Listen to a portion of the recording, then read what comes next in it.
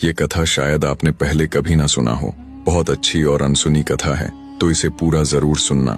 लंकापति रावण जब पूरे विश्व में दिग्विजय प्राप्त कर चुका था, सभी देवताओं को भी हरा दिया था अपने बल से।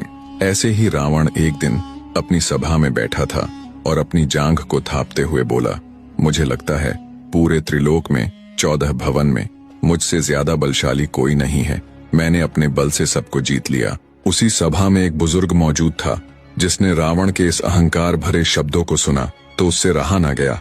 अपने सिंहासन से खड़ा हुआ और रावण से कहने लगा, महाराज, आप निश्चित ही बलशाली हैं, लेकिन हम आपसे प्रार्थना करते हैं, कभी अवध नरेश महाराज रघु के यहाँ मत जाइएगा। कथा थोड़ी पिछली है। जब अवध में रघु महाराज विराजते थे, रावण को तो पहले से ही अपने बल पर अहंकार था।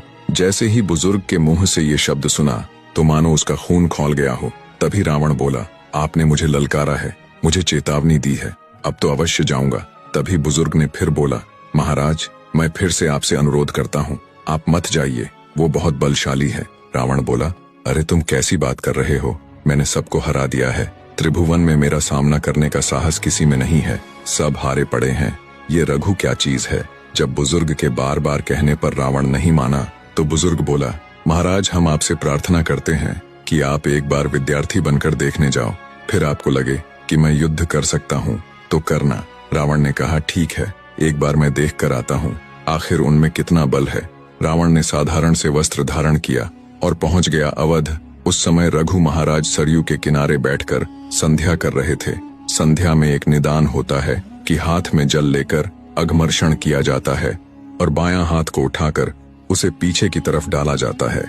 ऐसा माना जाता है, अगर वह जल किसी वृक्ष में गिर जाए तो वह वृक्ष सूख जाता है। इतना बलशाली होता है अघमर्षण का जल। तो जब रघु महाराज अघमर्षण का जल सिद्ध कर रहे थे तो अचानक उनके मन में चिंतन आया कि दक्षिण भारत में एक ब्राह्मण के घर में गौ माता बंधी हुई है।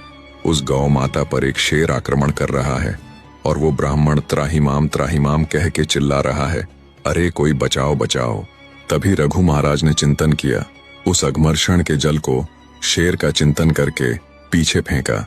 रघु महाराज ने अयोध्या में बैठकर फेंका और दक्षिण में उस गौशाला में उस शेर का वध हो गया। ये थे महाराज रघु। वही पास ही खड़ा रावण, जिसने ये सारी क्रिया को देखा, वह तुरंत हाथ जोड़कर दौड़कर उनके पास गया और बोला, महाराज, आपने अभी अभी कुछ किया है। ये जो अघमर्षण का जल फेंका है और मैंने जो विस्फोट की आवाज सुनी, उसे ऐसा प्रतीत होता है कि आपने किसी का वध किया है। इसके आगे की कहानी अगले भाग